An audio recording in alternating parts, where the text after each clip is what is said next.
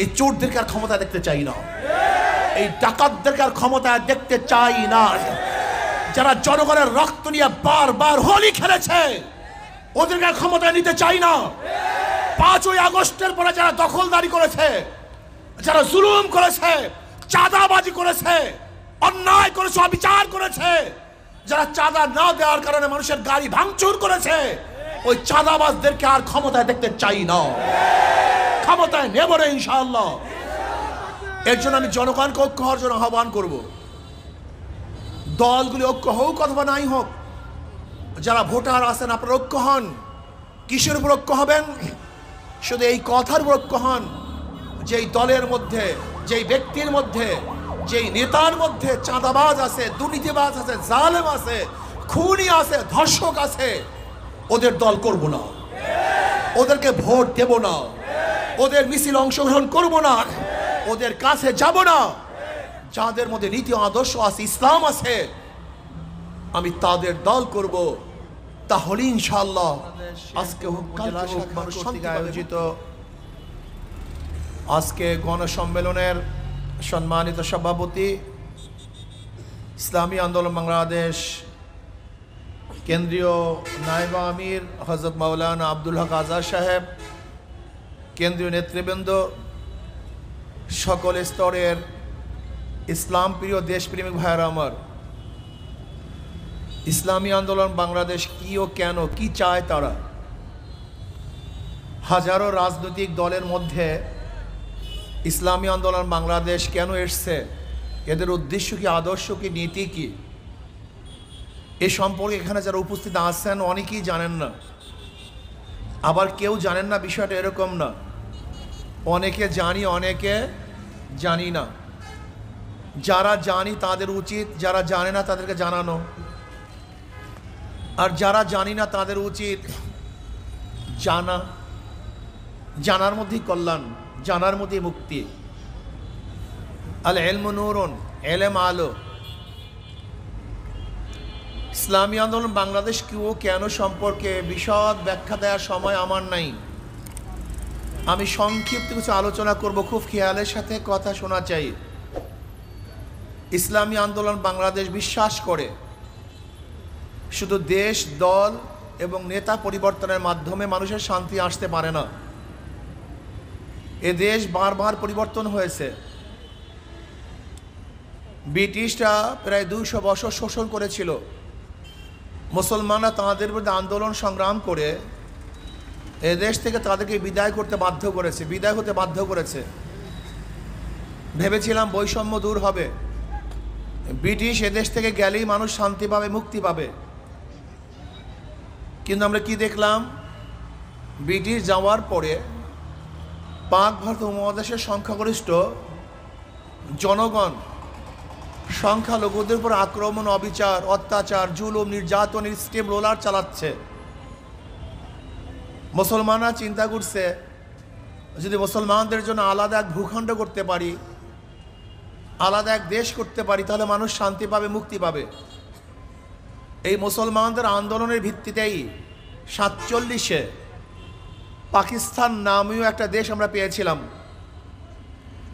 আপনারা জানেন পাকিস্তান একমাত্র মুসলমানদের আন্দোলনের ফসল, অন্য কারোর আন্দোলনের ফসল নয়। ভেবেছিলাম যদি আমরা মুসলমানদের জন্য আলাদা ভূখণ্ড করতে পারি তাহলে মানুষ মুক্তি পাবে, শান্তি পাবে, বৈষম্য দূর হয়ে যাবে, সাম্য, মানবিক মর্যাদা, সামাজিক ন্যায়, বিচার প্রতিষ্ঠিত হবে। কিন্তু আমরা কি দেখলাম? পাকিস্তানের 2টা অংশ, পশ্চিম পাকিস্তান, পূর্ব পাকিস্তান, এই 2 অংশের মধ্যে ব্যবধান 1700 কিলোমিটার। কিন্তু আমরা কি দেখলাম? পশ্চিম পাকিস্তানের লোকগুলি পূর্ব পাকিস্তানের সাথে বৈষম্য করছে।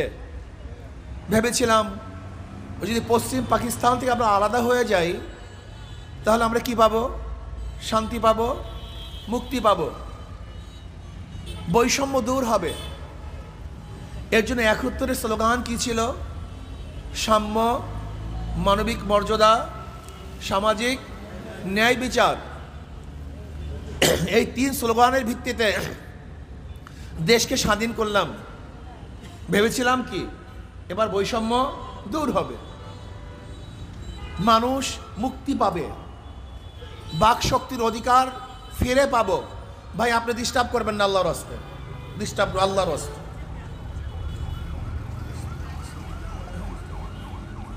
বৈষম্য দূর হবে, মানুষ শান্তি পাবে, মুক্তি পাবে।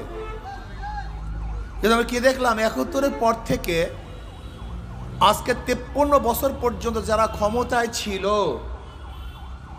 তারা বৈষম্য দূর করতে, সাম্যতা সৃষ্টি করতে পারে নাই, মানবিক মর্যাদা দিতে ব্যর্থ হয়েছে, সামাজিক ন্যায় বিচার প্রতিষ্ঠিত করতে পারে নাই। আবার ২০২৪ ৫ই আগস্ট বৈষম্য বিরোধী আন্দোলনে ছাত্র জনতা ঝাঁপিয়ে পড়েছিল যে আমরা ফ্যাসিস্টকে যদি হটাতে পারি তাহলেই বৈষম্য দূর হবে, মানুষ শান্তি পাবে, মুক্তি পাবে, সাম্যতা, মানবিক মর্যাদা, সামাজিক ন্যায় বিচার প্রতিষ্ঠিত হবে। এই কারণেই মানুষ রক্ত দিয়েছে, জীবন দিয়েছে, সাম্যতার সৃষ্টির জন্য, বৈষম্য দূর করার জন্য।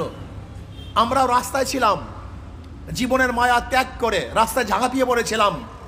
এবং আপনারা দেখেছেন ইসলামী আন্দোলন বাংলাদেশের অংশগ্রহণ করার পরই এবং আমাদের সশরীরে রাজপথে অবতীর্ণ হওয়ার কারণেই মনে হয় যেন আন্দোলনের মধ্যে নতুন মাত্রা সৃষ্টি হয়েছিল।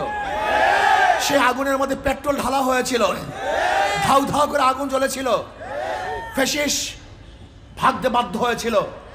আপনাদের মনে আছে নিশ্চয়ই, আমি ৪ তারিখে বক্তব্য দিয়েছি, আগামী ৫ তারিখ ওই জনগণের গণভবন জনগণ দখল করবে। ৪ তারিখের বক্তব্য, ৪ তারিখ শাহবাগে বিকেলে বক্তব্য দিয়েছিলাম, আগামীকাল ৫ তারিখ জনগণের গণভবন জনগণ দখল করবে। আল্লাহর কি কৃষ্ণা, সেই বক্তব্য আল্লাহ কবুল করেছেন। ৪ তারিখের বক্তব্য ৫ তারিখে আমরা বাস্তবায়ন দেখেছি। ভেবেছিলাম বৈষম্য দূর হবে, মানুষ মুক্তি পাবে, মানুষ শান্তি পাবে। কিন্তু আমরা কি দেখতেছি, ৫ তারিখের পরেও সে আগের মতো দখলদারি, আবারও চাঁদাবাজি, আবারও দুর্নীতি, আবারও বিচারবিহীন হত্যা, আবারও গুম, আবারও খুন, আবারও মিথ্যা মামলার পাহাড়। তা আন্দোলন কেন করেছিলাম? এই মানুষগুলো কেন রক্ত দিয়েছিল? আমাদের জীবনের মায়া ত্যাগ করে আমরা রাস্তায় কেন ঝাঁপিয়ে পড়েছিলাম? মানুষগুলি কেন আহত হয়েছিল? শুধু চাঁদার হাত পরিবর্তনের জন্য, চাঁদার চেহারা পরিবর্তন করার জন্য না তো। এক সময় চাঁদা গ্রহণ করতে সেন্টু, এখন চাঁদা গ্রহণ করে মেন্টু। এতদিন দুর্নীতি করতে লেন্টু, এখন দুর্নীতি করে কেন্টু। শুধু হাতের পরিবর্তন হয়েছে, কিন্তু মানুষের চাঁদার পরিবর্তন, জুলুমের পরিবর্তন, অত্যাচারের পরিবর্তন হয় নাই। এর কারণটা কি? ব্রিটিশের বিরুদ্ধে আন্দোলন করে রক্ত দিয়েছিলাম, পাকিস্তান করার জন্য হাজারো মানুষ শহীদ হয়েছিল, পাকিস্তান থেকে আলাদা হওয়ার জন্য কত মানুষ রক্ত দিয়েছে, জীবন দিয়েছে। আজকে ৫৩ বছর বারবার আন্দোলন করে কত মানুষ জীবন দিয়েছে। ৫ই আগস্টের বিপ্লবে কত মানুষ শহীদ হয়েছে, পঙ্গু হয়েছে, কত মা তার বুককে খালি করেছে, কত বোন বিধবা হয়েছে, কত বাচ্চা এতিম হয়েছে, কত মানুষ ধুকে ধুকে মরছে, এখন হসপিটালে তারা জীবনের সাথে লড়াই করছে। এত আন্দোলন, এত সংগ্রাম, এরপরে মানুষের ভাগ্যের পরিবর্তন কেন হয় না? একদিন কি চিন্তা করছেন? সমস্যা আমাদের এখানে। আসলে যেখানে রোগ সেখানে ঔষধ কেউ দেয় না, খালি রোগ রোগ রোগ রোগ, শুধু রোগের পিছনে দৌড়াই, কিন্তু ঔষধের ব্যবস্থা কেউ করি না। প্রিয় শেরফার ভাইয়েরা, আমার পর্দালে মা বোনেরা, আমি প্রশ্ন করতে চাই, মাদার গাছ লাগিয়ে কি আমের আশা করা যায়? তেঁতুল গাছ লাগিয়ে কি মিষ্টি ফলের আশা করা যায়? ধরে নেন, একজনের নাম এ, একজনের নাম বি, একজনের নাম সি। এও চোর, বিও চোর, সিও চোর। ক্ষমতা আছে এ, সে কি করবে? হটাও এ, আন্দোলন সংগ্রাম, বসাও বি, সে কি করবে? হটাও বি, আন্দোলন সংগ্রাম রক্ত, বসাও সি, সে কি করবে? কারণটা কি? ব্যক্তির পরিবর্তন হয়েছে, দলের পরিবর্তন হয়েছে, নীতি ও আদর্শের পরিবর্তন হয়নি। আপনারা কেন বুঝেন না? ডিসি সাহেব চলে যান, কিন্তু ঘুষ সাহেব চেয়ারেই বসে থাকেন। এসপি সাহেব ট্রান্সফার হন, দুর্নীতি সাহেব অফিসের মধ্যে ঘোরাফেরা করেন। ওসি পরিবর্তন হয়, কিন্তু দুর্নীতি পরিবর্তন। এর কারণটা কি? শুধু নেতার পরিবর্তন হয়েছে, নীতি ও আদর্শ পরিবর্তন হয়নি। প্রিয় ভাইরা আমার, ও আমার জনগণ, কত রক্ত দিবেন, কত জীবন দিবেন, কত সংগ্রাম করবেন, কত আন্দোলন করবেন, দুর্নীতিবাজের মাধ্যমে কোনোদিন দুর্নীতি বন্ধ হওয়া সম্ভব না। ধর্ষকের মাধ্যমে ধর্ষণ বন্ধ হয় না, চোরের মাধ্যমে চুরি বন্ধ হয় না, ডাকাতের মাধ্যমে ডাকাতি বন্ধ হতে পারে না, সন্ত্রাসীর মাধ্যমে সন্ত্রাস বন্ধ হয় না। নীতি ও আদর্শবান ব্যক্তি যতদিন পর্যন্ত ক্ষমতায় না যাবে, বারবার আন্দোলন করবেন, সংগ্রাম করবেন, কিন্তু ভাগ্যের পরিবর্তন হবে না। এর জন্য শুধু নেতা নয়, নীতির পরিবর্তন চাই। শুধু নেতা নয়, নীতির পরিবর্তন। একটা বার ভালো লোকদেরকে বসান, ইসলামকে ক্ষমতায় নেন। ইসলাম ফুবিয়া আপনাদের মধ্যে কেন? আপনাদের ইসলাম ফুবিয়া কেন? ইসলামকে ভয় পাচ্ছেন কেন? অথচ আপনি খোদ নিজে মুসলমান। মুসলমান তো ইসলামের বাহিরে কোনো দল করতেই পারে না।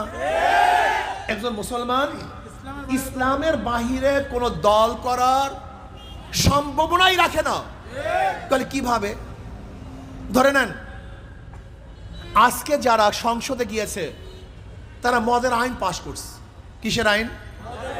আচ্ছা, মদ হালাল না হারাম? আমাদের দেশে বৈধ কি অবৈধ? আমাদের দেশে বৈধ। এই বৈধ কি করছে? সংসদ করছে।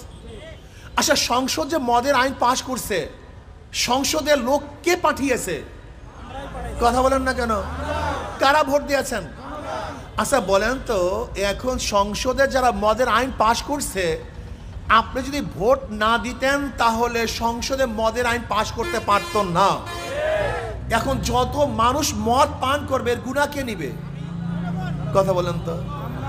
এর জন্য অনেক মুসল্লি কিয়ামতের ময়দানে দেখবে লক্ষ লক্ষ ব্যারেল মদের গুনাহ। আল্লাহ, আমি কোনোদিন মদ পান করি নাই, আমি মদ দেখিও নেই, স্পর্শও করিনি, এত মদের গুনাহ আসলো কোথার থেকে? আল্লাহ পাক বলবেন, দেখ তুই মদ পান করস নাই, কিন্তু যাদেরকে ভোট দিয়ে মদের আইন পাশ করার সুযোগ করিয়েছ, ওই যত মদের মানুষ মদ পান করছে সমস্ত গুনাহ তোর আমলনামায় লিখে দিস। অনেক মুসল্লি দেখবে লক্ষ লক্ষ জেনার গুনাহ। আল্লাহ, আমি কোনোদিন মেয়েদের দিয়ে তাকাই নেই, এত জেনার গুনাহ আসলো কোথার থেকে? আল্লাহ বলবেন, যাদেরকে ভোট দিয়ে জেনার আইন পাশ করাইছো ওই সমস্ত গুনাহ তোদের আমলনামায় লিখে দিছি। বুঝাতে পারি নেই। আপনি ভাবছেন কি ভোট একটা সিল? আপনি মনে করছেন ভোট 500 টাকা, ভোট মানে 1000 টাকা? না, আপনি দুনিয়ার থেকে বিদায় হবেন, আপনার ভোটের মাধ্যমে যত চুরি হবে, ডাকাতি হবে, ধর্ষণ হবে, জুয়াবাজ হবে, যত মদ পান করা হবে, যত অন্যায় অবিচার হবে, যত মিথ্যা মামলা হবে, যত অবৈধ খুন হবে, সমস্ত খুন এবং অবৈধ কাজের শরিক ওই ভোটার হবে। আপনি ভোটটাকে কি ভেবেছেন? ধরে নেন একজন খেয়া দেয়, কিছু যুবকরা বলতেছে, খেয়ালা ভাই আমি উপরে যাব চুরি করার জন্য। খেয়ালা বলছে, আমি তো মুসলিম মানুষ, আমি তো চুরি টুরি করি না। হ্যাঁ, তোমরা যুবক মানুষের চুরি করার চিন্তা করছো, আর আমার খেয়া ব্যতীত পারবে না, আসলে একটা ধাক্কা দিয়া দেই। খেয়ালা চোরদেরকে একটা ধাক্কা দিয়ে পার করছে। খেয়ালার কোনো দোষ আছে? কথা বলেন না কেন? কেন কথা বলেন না কেন? শুধু ধাক্কা না দিত চুরি করতে। ঠিক আপনারা যারা ভোট দিয়ে ধাক্কা দিয়ে ক্ষমতায় বসিয়ে চুরির আইন পাশ করছেন, মদের আইন পাশ করছেন, জেনার আইন পাশ করছেন, আপনার ধাক্কা ব্যতীত অবৈধ কাজগুলি করতে পারতো না। এই দায়িত্ব কে গ্রহণ করবে? এই সব ভোটাররা। আপনি কি ভেবেছেন একটা ভোটকে? একটা ভোটের দাম আপনি জানেন? এর মূল্য কত, এর দাম কত, এর ওজন কত, এর শক্তি কত, এর পাওয়ার কত? আপনি জানেন একটা ভোট কি জিনিস? অথচ আমাদের দেশে মানুষ একটা বিড়ি, একটা সিগারেট, এক কলকি গাঁজা 500 টাকার বিনিময়ে দামি জিনিসকে বিক্রি করে দেয় এবং আজীবনের জন্য নিজের জাহান্নামে যাওয়ার ব্যবস্থা করে নেয়। এর জন্য কোনো মুসলমান যাদের ঈমান আছে তার ইসলামের বাহিরে কোনো সংগঠন করতে পারে না। তাই বলতে পারেন হুজুর হিন্দুরা করবে কেন ইসলামী সংগঠন, খ্রিস্টানরা করবে কেন? হ্যাঁ, যারা গায়রে মুসলিম তার ইসলামী সংগঠন করবে শান্তির জন্য, শান্তি পাওয়ার আশায়। ইসলাম ব্যতীত কোনো নীতি আদর্শ মানুষকে শান্তি দিতে পারে, মুক্তি দিতে পারে। এর জন্য গায়রে মুসলিমরা করবে ইসলামী আন্দোলন শান্তি পাওয়ার জন্য, মুক্তি পাওয়ার জন্য, তাদের অধিকার বাস্তবায়নের জন্য। আর মুসলমানরা ইসলামী আন্দোলন করবে ঈমান ও ইসলামকে রক্ষা করার জন্য এবং দুনিয়া এবং আখিরাতে কামিয়াবি অর্জন করার জন্য। এই জন্য একজন মুসলমান ইসলামী, আপনি দেখেছেন আজকে বাংলাদেশের অবস্থাটা কি? অন্তর্বর্তীকালীন সরকার, তেনাকে আমরা নির্বাচন করেছিলাম সংস্কার করার জন্য, কিন্তু দেখা যায় কিছু দল তাদের সংস্কারে বারবার বাধা দিচ্ছে। এর কারণটা কি? দেখেন, চোরে চোরে হালি, এক চোরে বিয়া করে আর এক চোরে হালি। দীর্ঘ 53 বছর পর্যন্ত এরা সিন্ডিকেট, এরা দেশটাকে লুটপাট করার জন্য ঐক্য হয়েছে। এক চোর চুরি করছে আর এক চোরকে সুযোগ করিয়ে দিয়েছে, আমি করছি তুই কর। এই চোরদেরকে আর ক্ষমতা দেখতে চাই না, এই ডাকাতদেরকে আর ক্ষমতা দেখতে চাই না। যারা জনগণের রক্ত নিয়ে বারবার হোলি খেলেছে ওদেরকে আর ক্ষমতা নিতে চাই না। 5ই আগস্টের পরে যারা দখলদারি করেছে, যারা জুলুম করেছে, চাঁদাবাজি করেছে, অন্যায় করেছে, অবিচার করেছে, যারা চাঁদা না দেওয়ার কারণে মানুষের গাড়ি ভাঙচুর করেছে, ওই চাঁদাবাজদেরকে আর ক্ষমতায় দেখতে চাই না, ক্ষমতায় নেব না ইনশাআল্লাহ। এর জন্য আমি জনগণকে ঐক্য হওয়ার জন্য আহ্বান করব।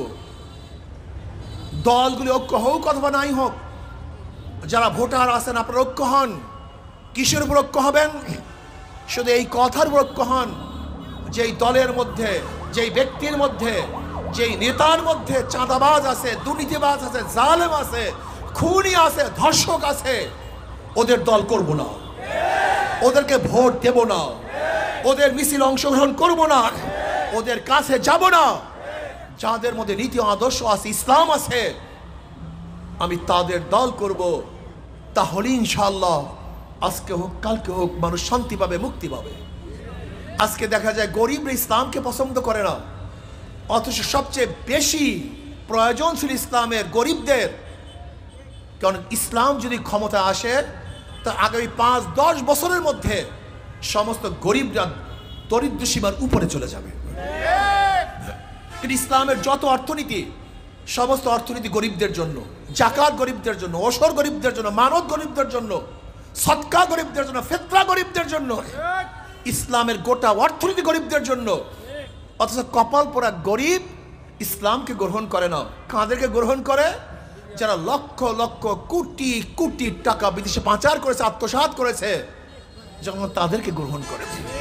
এর জন্য জনগণের কোনোদিন ভাগ্যের উন্নয়ন হয় না। কপাল পোড়া জনগণ, আজকে থেকে নিয়াত করেন ইসলামের বাহিরে আমি যাব না, যেই দলের মধ্যে সন্ত্রাসী আছে তাদের দল আমি করব না। আসুন আগামী নির্বাচনে এখন থেকেই আমার দল হবে ইসলামী দল, আমার আদর্শ ভিত্তিক দল করতে হবে। শান্তির প্রতীক হাত পাখা, শান্তির প্রতীক, এটা সবার মার্কা। এটা মুসলমানরা ব্যবহার করে, হিন্দুরা ব্যবহার করে, খ্রিস্টানরা ব্যবহার করে, ইহুদিরা ব্যবহার করে, হাত পাখা ধনীরা ব্যবহার করে, গরিবরা ব্যবহার করে, হাত পাখা পুরুষরা ব্যবহার করে, মহিলারা ব্যবহার করে, হাত পাখা সুস্থ অসুস্থ বাংলাদেশের যত, গোটা দুনিয়ার যত ধরনের মানুষ আছে, যত আদর্শের মানুষ আছে, সমস্ত আদর্শের মানুষের ব্যবহৃত একমাত্র প্রতীক হলো হাত পাখা। কাজে বিশ্বাস করি যদি হাত পাখা আপনারা অংশগ্রহণ করেন, এখানে আসেন, আশা করা যায় ইনশাআল্লাহ আজকে হোক কালকে হোক মানুষ মুক্তি পাবে, শান্তি পাবে, জনগণের জান মালের গ্যারান্টি হবে, আমাদের মা বোনের ইজ্জত আবরুর গ্যারান্টি হবে, আমার মা বোনেরা ধনী হয়ে যাবে, উচ্চশিক্ষায় শিক্ষিত হতে পারবে, আমাদের জনগণ বাবারা, ভাইয়েরা যারা গরিব আছেন সবাই দরিদ্র সীমার উপরে চলে যাবে এবং আমাদের দেশটা ভারসাম্যতা রক্ষা হবে, এই ভূখণ্ড রক্ষা হবে। আল্লাহ আমাকে এবং আমাদের সবাইকে ইসলামী আন্দোলনের অন্তর্ভুক্ত হয়ে কাজ করার তৌফিক দান করেন। আল্লাহুম্মা আমিন। রব্বানা আতিনা ফিদ দুনিয়া হাসানাতাও ওয়া ফিল আখিরাতি হাসানাতাও ওয়া কিনা আযাবান নার। আল্লাহুম্মা ইহফাজনা মিন কুল্লি ওয়ালাইদ দুনিয়া ওয়া আযাবিল আখিরাহ। আল্লাহ আপনার জমিনে আপনার হুকুমত, ইসলাম হুকুমত কায়েম করে দেন। ইসলাম হুকুমাতের জন্য সাহাবায়ে কেরামদের নমুনায় সহিহ জাদ্দোজাহাদ করার তৌফিক দিয়ে দেন। আল্লাহ হাত পাকাকে বিজয় করে দেন। কম পকে কপাল পরা মুসলমানের কলব ইসলামের দিকেই ঝুঁকায়া দেন। রব্বির হামহুমা কামা রব্বায়ানি সগীরা। সাল্লাল্লাহু তাআলা আলা খায়রি খালকি মুহাম্মদ ওয়া আলিহি ওয়া আসহাবিহি ওয়া আজওয়াজিহি ওয়া আতবাহি আজমাইন ওয়ারহামনা মাআহুম বিরহমাতিকা ইয়া আরহামার রাহিমিন। আসসালামু আলাইকুম ওয়া